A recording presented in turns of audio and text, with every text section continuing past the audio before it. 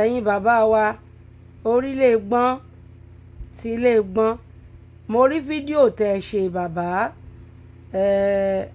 ọlọ́run á túbọ̀ jẹ́ kẹ́mi yín gùn ẹ jọ̀ọ́ gbogbo ẹ̀yin ọba yìí àti bàbá wa Ghandi Ògbómọ̀ṣọ́ Ọláoyè Orúmọgẹ̀gẹ̀ ẹ jọ̀ọ́ ẹ jẹ́ kógun ó mì ẹ fìfẹ́ bára yín lò ogun ti yí wa ká ẹ jọ̀ọ́ ẹ torí ọlọ́run ẹ gbàfẹ́ láàyè láàrin ara yín ẹ jọ̀ọ́ bàbá mi ẹ jọ̀ọ́ abẹ̀yìn ẹ̀bẹ̀ ni mò ń bẹ̀ yín o gbogbo ọmọ káàárọ̀ òjíire pátá là ń bẹ̀ yín ẹ jẹ́ kálàáfíà jọba ẹjọ́gun ó mí láàrin yín ẹ̀yin olóyè náà ẹ fọwọ́sowọ́pọ̀ pẹ̀lú àwọn ọba yín àbí ó lágbára o ẹ jẹ́ agbọ́n tí bàbá sọ bàbá yẹn fẹ̀hónú hàn ẹ jẹ́ agbọ́n tí wọ́n sọ ẹ jẹ́ agbọ́n. bí adámbẹ̀ yẹn tẹ́ bá rí nǹkan tí wọ́n ti ṣe àwọn onítìpà wọ́n ti gbẹ́ ihò wọ́n ti gbẹ́ ihò tó jẹ́ pé it's what we call environmental degradation. Ṣọ̀wọ́n of Ògbómọ̀ṣọ́ land Ṣọ̀wọ́n of Ògbómọ̀ṣọ́ zone is a blatant lie. Go to the administration, go to Oyo State government. It is constitutional that Ṣọ̀wọ́n of Ògbómọ̀ṣọ́ is Ògbómọ̀ṣọ́ north. There is nothing like Ṣọ̀wọ́n of Ògbómọ̀ṣọ́ land. Ògbómọ̀ṣọ́ papọ̀ mọ́ Sùúrùlérè.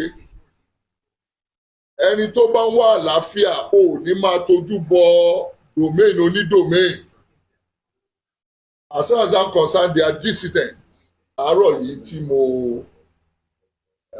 gbogbo yìí mo kí yẹn kú kalẹ̀. Ọba Àrànyìn, ọba Kówọ̀nsìn, ọba Arẹ̀sápá, ọba Olújàdó, ọba Ìbábégúndé, ọba Rẹ̀gbà, ọba Alájàṣẹ́. Gbogbo yín mo dúpẹ́ lọ́wọ́ yín tẹ́ wá kí mi láti Sùúrùlérè local government. Mo kàn fẹ́ send note of warning. Mi ò fẹ́ báyọ̀ kankan sọ̀rọ̀ tẹ́lẹ̀ ṣùgbọ́n mo wí pé àwọn èèyàn tí wọ́n ń gbọ́ wọn ò ní mọ nǹkan tó ṣẹlẹ̀. Wọn ò ní mọ nǹkan tí ó ṣẹlẹ̀. Kí ló bí àwọn ọ̀wà tí ẹ rí lórí íńtánẹ́ẹ̀tì? Chief Joe Adésínà Alàgbé baálẹ̀ ìlú Oníyeyè ní apá ọ̀tún mi yìí olóyè Ọlátúndé Àjàní baálẹ̀ Alágbàbo ní apá òsì mi yìí Chief Shehu Ọláyíwọlá baálẹ̀ Àgá àti gbogbo àwọn ìdílé ní àjọ wà ní ìjókòó ní àṣálẹ́ yìí ìdí pàtàkì tí ẹ̀yin ọmọ Nàìjíríà fi rí àwa baálẹ̀ mẹ́tẹ̀ẹ̀ta yìí ní àṣálẹ́ yìí ní ọjọ́ Wednesday ìjọ Thursday la gbọ́ ìkéde tí ọba Francis Olúṣọlá Àlàó ni wọ́n kéde páwọn yọ àwa baálẹ̀ Oníyeyè baálẹ̀ Alágbàgbó àti baálẹ̀ Àgá kúrò ní oyè. Ìkéde yẹn jẹ́ ohun tí ó bà wá nínú jẹ́ lọ́pọ̀lọpọ̀ nítorí pé ìdí tí wọ́n fi yọ wá gan kò yé wa. Baálẹ̀ máa fún ẹ̀yin oní ìwé tó bá yá kẹ́ ẹ lè wọ́n kọ́ fi ibi tí ó sáìn sí. Àwọn òyìnbó kan wà wọ́n làwọn fẹ́ gbé iléeṣẹ́ sílẹ̀ tó máa fún wa ní employment about 300 people. A benefit to the community. Àwọn baálẹ̀ tó wà lábẹ́ mi yìí Iyeye èmi Olúgbọ́n ló create ẹ̀ fúnra rẹ̀ kí lórúkọ ẹ̀ Àgó Àgá. Ojú láàárọ̀ mo gbọ́ pé wọ́n ní wọ́n ń lọ sórí íńtánẹ́ẹ̀tì pé Olúgbọ́n talẹ̀ àwọn ilẹ̀ Olúgbọ́n ló ní gbogbo ilẹ̀ lórí ilé gbọ́n èmi mo nílẹ̀ mi. Ilẹ̀ sì pọ̀ rágádá tó jẹ́ pé 20 ọdún 30 ọdún tí iléeṣẹ́ bá fẹ́ wá sí orílẹ̀ gbọ́n àyè wà tá a máa gbà wọ́n.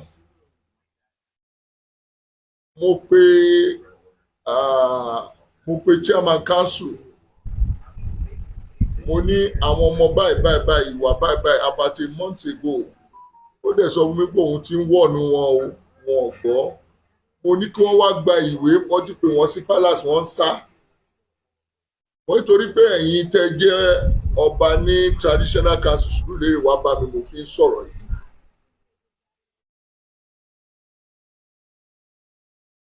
a ní kí wọ́n wá ẹ máa bọ̀ ẹ wá gbogbo ìwà tẹ́ wù àwọn ló lọ sáìn ẹ máa sáìn ilẹ̀ ẹ tún máa lọ talẹ̀ fún ẹ tún máa tún lọ gbàbọ̀dì fún èèyàn míì lọ tà fún èèyàn míì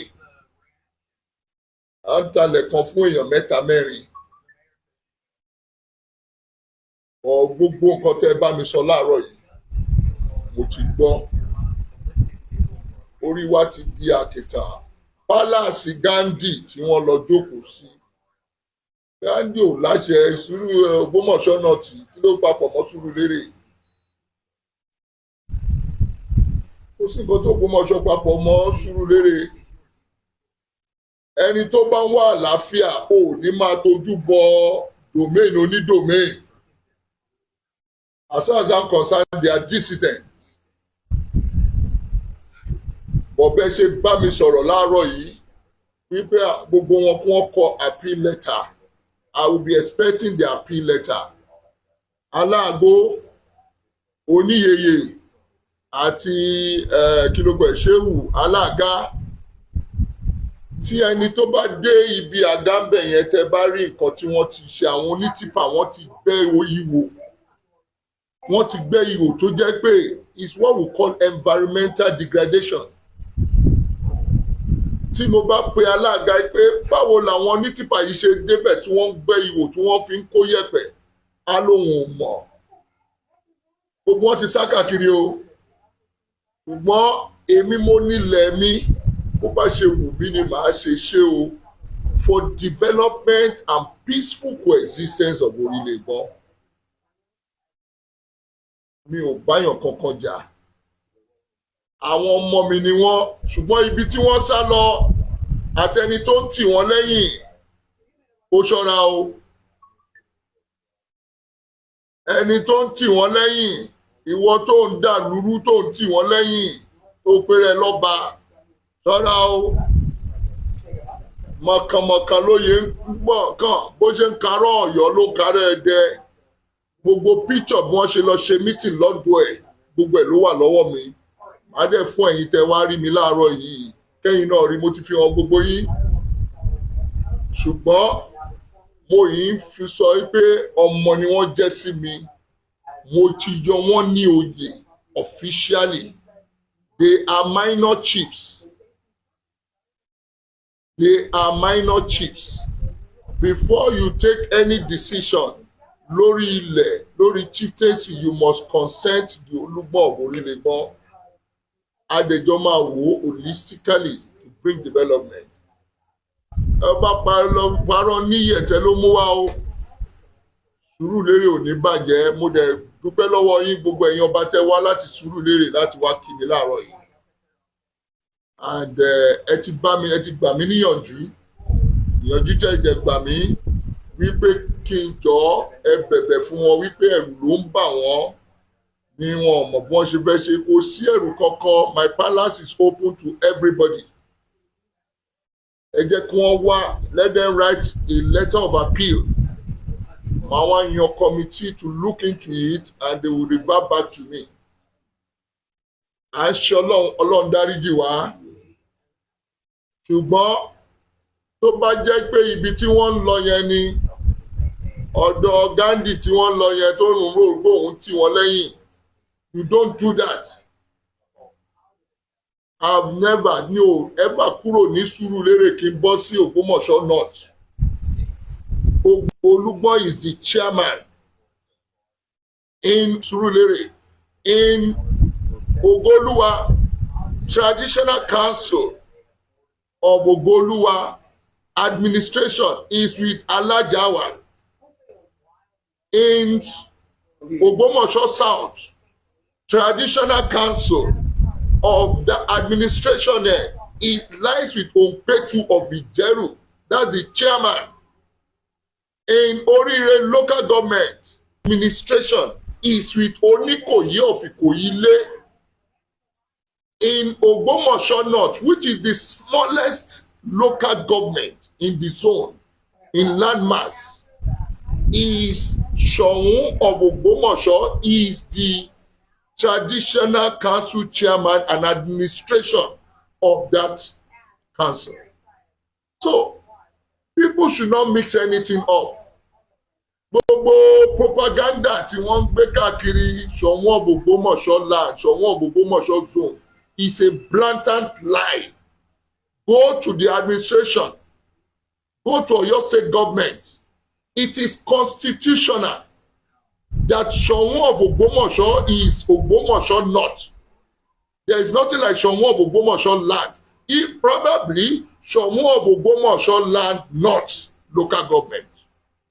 Ogbechu has still saying it of Ijeru is the chairman. Gandhi has no power ní Ògbómọ̀ṣọ́ South. Under Ogbechu kò ní right. He is arrogating power that does not belong to him. And the people should call him to order. He claims he's a pastor, but pastor must work with decorum and the fear of God. Kò àlàáfíà wà ní Sùúrùlérè, ó wà ní Ògo-Olúwa, ó wà ní Ògbómọ̀ṣọ́ North and Ògbómọ̀ṣọ́ South, ó wà lórí ire. But once this man came in, he's arrogating power that does not belong to him. And we are saying it, I'm saying it emphatically. Olúgbọ́n ibi tí wọ́n jókòó sí tí wọ́n ń pè ní Ògbómọ̀ṣọ́ yẹn, ilẹ̀ Olúgbọ́n ni. But gọ́ọ̀mẹ̀ntì yìí ti dé, ìjọba ìgbàlódé ti dé, wọ́n ti delineate kálukú fún. Olúgbọ́n kọ́ ló ní Ògbómọ̀ṣọ́ North mọ́.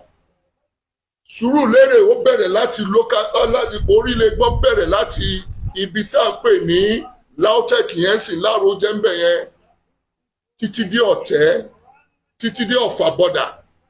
Bẹ́ẹ̀ ni Olúgbọ́n ló ní. Olúgbọ́n tó ń tẹ̀ ń bá fa yìí kò ṣe Olúgbọ́n lásán o. Ọlọ́run má jẹ́ kí wọ́n lọ forí gbégbékúgbé. Nǹkan tí mo kàn fẹ́ sọ nìyẹn. Àlàáfíà ni mo fẹ́. Mo ti náwó àlàáfíà sí everybody. Gbogbo yín tẹ wá láti Sùúrùlérè tẹ wá kí mi láàárọ̀ yìí. Mi ò báyàn kankan jà.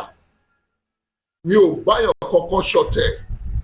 I'm doing things within the ambit of the law.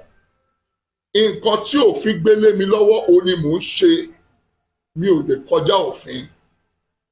Àwọn baálẹ̀ tí wọ́n lọ ṣẹ̀ tí wọ́n tì í pé kí wọ́n lọ sórí íńtánẹ̀tì wọ́n máa bú mi.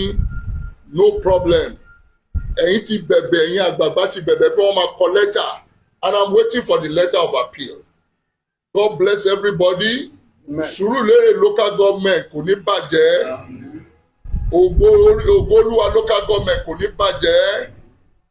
Oríire local government kò ní bàjẹ́. Ògbómọ̀ṣọ́ South local government kò ní bàjẹ́. Ògbómọ̀ṣọ́ North local government kò ní bàjẹ́. Àlàáfíà ni mo wá. Àmọ̀dé tó kọ àlàáfíà láti stand by àlàáfíà. But ẹni tó bá mọ̀ pé òun fẹ́ wá fá òkò fẹ́ àlàáfíà, ó fẹ́ máa fíràn ní ibi tí ò yẹ kó fíràn, ó máa kàn dín nínú yọ o.